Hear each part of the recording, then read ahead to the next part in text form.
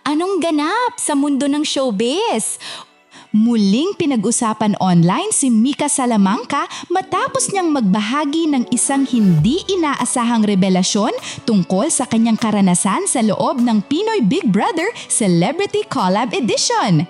Ikinwento ni Mika na halos wala talagang privacy ang mga housemates sa bahay ni Kuya, lalo na pagdating sa paliligo.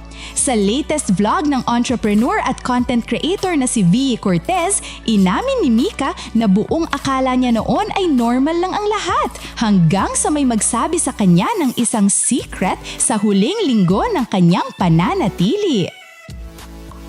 Wala talaga kaming privacy doon, ani Mika.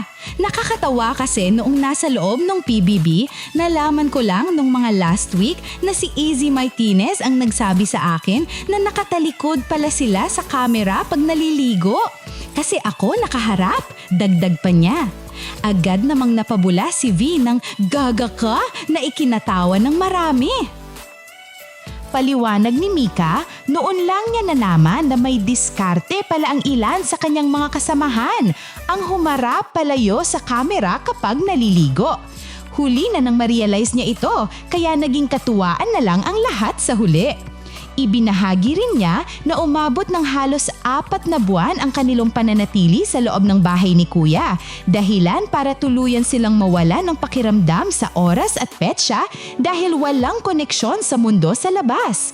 Gayunman, may isang housemate raw na mas conscious pagdating sa oras at bilang ng mga araw. Sino? Tanong ni Vey.